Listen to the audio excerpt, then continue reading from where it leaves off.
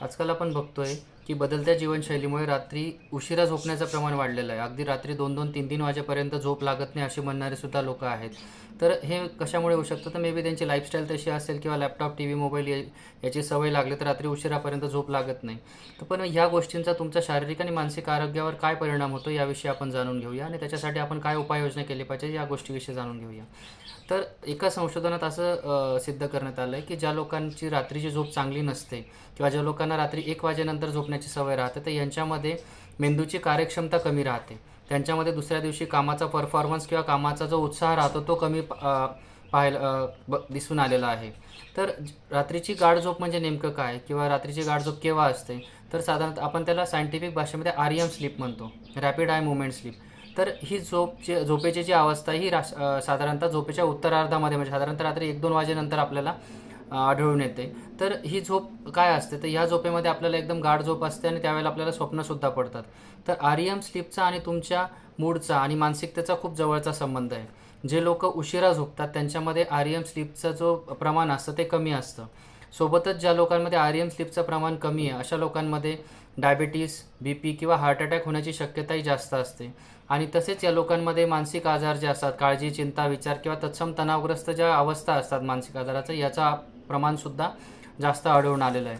तर साधारणतः आपल्याला 24 तासामध्ये 7 ते 8 तास झोप गरजेची असते आणि ती आपण घेतली पाहिजे. मेंदूच्या चांगल्या कार्यक्षमतेसाठी आपल्याला रात्रीची झोप होणं जास्त गरजेचं आहे आणि त्याच्यासाठी आपण लवकर झोपणं खूप गरजेचं आहे.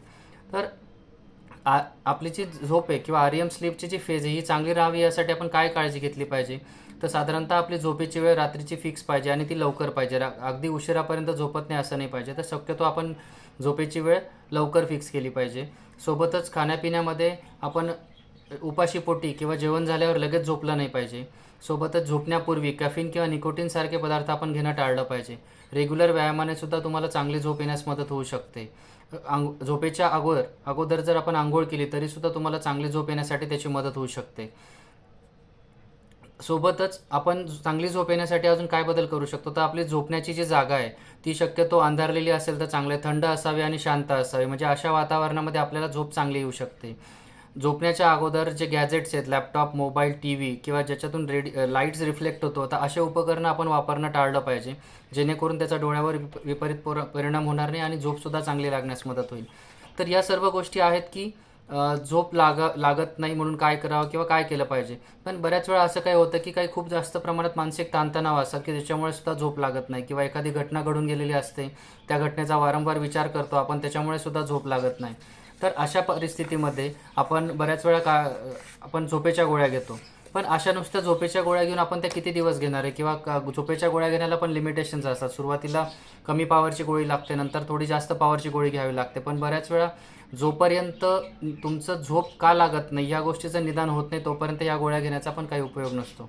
तर होमिओपॅथी शास्त्रामध्ये आपण रुग्णाची जी मानसिक अवस्था याचा सखोल अभ्यास करून झोप लागत नाही म्हणून गोळ्या घेण्यापेक्षा झोप का लागत नाही याच्यावर जास्त भर देतो आणि ते कारण शोधल्यानंतर त्यानुसार औषधोपचार केल्यामुळे रुग्णास झोपही चांगली लागण्यास मदत होते आणि औषधांचा जो दुष्परिणाम भविष्यात होऊ शकतो ह्या गोष्टी टाळल्या जातात.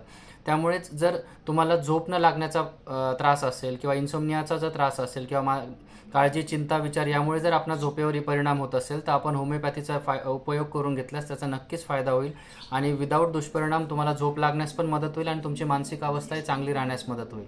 धन्यवाद.